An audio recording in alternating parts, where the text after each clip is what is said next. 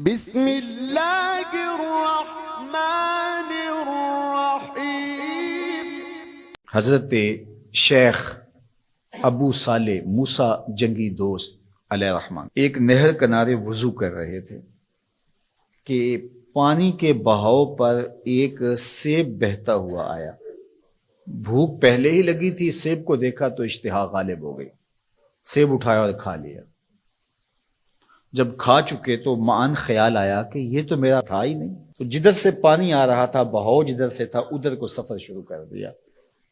تھوڑی دیر چلنے کے بعد دیکھا کہ ایک باغ ہے اور اس میں سیب کے درخت ہیں اور اس کی شاخیں پانی کی طرف جھکی ہوئی ہیں۔ مالک کے باغ کے پاس گئے، کہا کہ آپ کے باغ کا کوئی ٹوٹا ہوا سیب اور میں کھا بیٹھا ہوں، تو اس کی قیمت مجھ سے لے لیجئے یا مجھے معاف کر دیجئے۔ تو مالک باغ کا نام تھا عبداللہ صومعی، اور وہ بھی زاہد، نیک اور پارسا تھے۔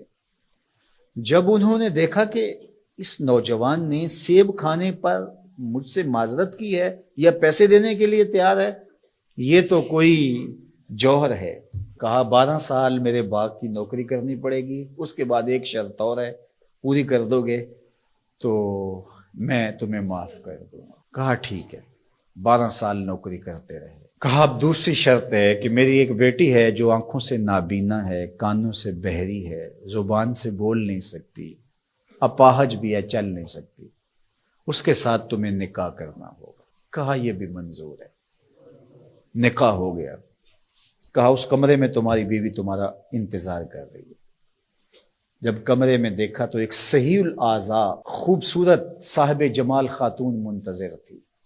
سمجھا غلطی لگ گئی ہے، واپسی جلدی سے پلٹے اور اتنی تیزی سے پلٹے کہ دروازے کی چوگاٹ کے ساتھ سر لگا اور سر پھٹ گیا اور خون بہ رہا، اور واپس آئے تو شیخ عبداللہ صومعی کہنے لگے کہ کیا ماجرا ہوا؟ کہا کہ وہ کوئی اور خاتون ہے، جو نقشہ آپ نے بتایا تھا وہ تو نہیں ہے۔ کہا وہی میری بیٹی ہے اور آپ کی بیوی ہے۔ وہ بہری اس لیے ہے کہ آج تک اس کے کانوں نے غیر محرم کی آواز نہیں سنی، وہ نابینا اس طرح ہے کہ آج تک اس نے غیر محرم کی شکل تک نہیں دیکھی، اپاہج اس لیے ہے کہ وہ غیر محرم کے لیے کہیں چل کے نہیں گئی۔ اسی طرح باقی جو چیزیں بتائی تھی ان کی تعبیر بتائی۔ کہا وہی تمہاری بیوی ہے۔ عبداللہ صومعی کی اس بیٹی جس کا نام ام الخیر تھا اور شیخ ابو صالح موسیٰ جنگی دوست کی بیوی، تو یہ صالح نوجوان اور یہ صالحہ خاتون نکاح کی بندھن میں بندھ گئے۔ اللہ تعالیٰ نے پھر ان کو ایک فرزند عطا کیا، اس فرزند کا نام الشیخ السید عبد القادر جیلانی علیہ رحمہ و رضوان تھا۔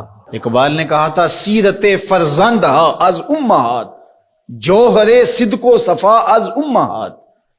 بیٹوں کی بیٹیوں کی سیرتوں کا جوہر ماؤں سے ہوتا ہے۔ باپ کا رزق حلال اولاد پہ اثر انداز ہوتا ہے۔ رزق حلال اگر آپ کی زندگی میں شامل ہو جائے تو پھر اس کا عملی نتیجہ یہ ہے کہ ایک صالح معاشرت کی بنیاد پڑتی ہے اور آپ صالح معاشرت کے ایک بہترین فرد ہوتے ہیں۔ جس طرح رزق حلال نسلوں میں سرایت کرتا ہے اس کی برکتیں، اسی طرح سچائی اگر کسی معاشرے کے اندر پیدا ہو یا کسی فرد کے اندر پیدا ہو تو سچ اپنا راستہ بناتا ہے۔ اگر آپ کی زبان سچ نہیں بولتی اور آپ حلال رزق نہیں کھاتے تو پھر آپ جتنے مرضی نفل پڑھیں، جتنی مرضی عبادتیں کریں، اللہ کی قربت کا تصور بھی نہیں کیا جا سکتا۔ نجات کا راستہ یہ ہے کہ ہم ان 2 چیزوں کو اپنی زندگی میں لازم کر لیں۔ اور آج چونکہ 11 ربیع الثانی ہے اور پوری دنیا کے اوپر حضرت شیخ عبد القادر جیلانی علیہ رحمہ و رضوان کا یوم منایا جاتا ہے، اور چونکہ وہ 11 تاریخ کو لوگوں کو جمع کر کے دین سکھایا کرتے تھے، اور ملا علی قاری نے نزہۃ الخاطر الفاطر فی مناقب شیخ عبد القادر میں لکھا ہے کہ آپ کے خطبے میں اجتماع 70 ہزار لوگوں کا ہوتا تھا، اور یہ ہر 11 کو کیا کرتے تھے۔ اس وجہ سے اپنی سہولت کے لیے جس طرح ہم مقرر کوئی دن کر لیتے ہیں کہ ہر پیر کو محفل ہوگی، ہم مقرر کرتے ہیں ہر ماہ کی پہلی تاریخ کو محفل ہوگی، تو انہوں نے یہ دن مقرر کیا تھا۔ اور اس دن میں جب لوگ دور دور سے آتے بغداد کے بھی بابو شیخ پہ لوگ جمع ہوتے اور باقی شہروں سے بھی لوگ اس دن آتے کہ چلو آپ کا آواز سنیں گے، تو آنے والوں کو کھانا بھی کھلایا جاتا، کیونکہ حضرت شیخ فرماتے ہیں کہ آدھا فقر بھوکوں کو کھانا کھلانا اور ننگوں کو لباس پہنانا ہے۔ تو جب جو لوگ آتے تھے تو ان کو کھانا بھی کھلایا جاتا۔ اب لوگوں کو صرف کھانا یاد رہ گیا ہے، اور جو واز کیا کرتے تھے، جو اس اجتماع کی روح تھی جس کے لیے سارے لوگ آتے تھے، وہ ہم نے بھلا دی ہے۔ تو ہم عمومی طور پہ رسم پرست ہو جاتے ہیں، روحیں ہم سے رخصت ہو جاتی ہیں، جو بھی چیزیں ہوتی ہیں ان کی روحیں ختم ہو جاتی ہیں اور ان کی رسمیں باقی رہ جاتی ہیں۔ اور یہ ہمارا المیہ ہے شروع سے، بلکہ اقبال نے کہا کہ پورا دین ہی جو ہے وہ ہم نے رسم رکھ لیا ہوا ہے، اس کی روحیں ہم سے رخصت ہو گئی ہے۔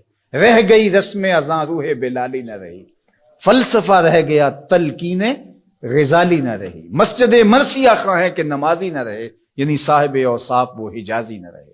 حضور نے ارشاد فرمایا لا یبق من الاسلام الا اسمہ ولا یبق من القرآن الا رسمہ، مساجدہم عامرۃ وہی خراب من الہدی۔ ایک وقت آئے گا کہ قرآن صرف رسم کے طور پہ باقی رہ جائے گا، اور جو ہے وہ اسلام کا صرف نام باقی رہ جائے گا۔ مسجدیں زیب و زینت کے لحاظ سے تو آباد ہوں گی، بڑے اونچے اونچے مینار ہوں گے، گنبد اچھے ہوں گے، قالین اچھے بچھے ہوں گے، دیواریں منقش ہوں گی، یہ سب کچھ تو ہوگا، لیکن نمازیوں سے خالی ہو جائیں گے۔ ہدایت کے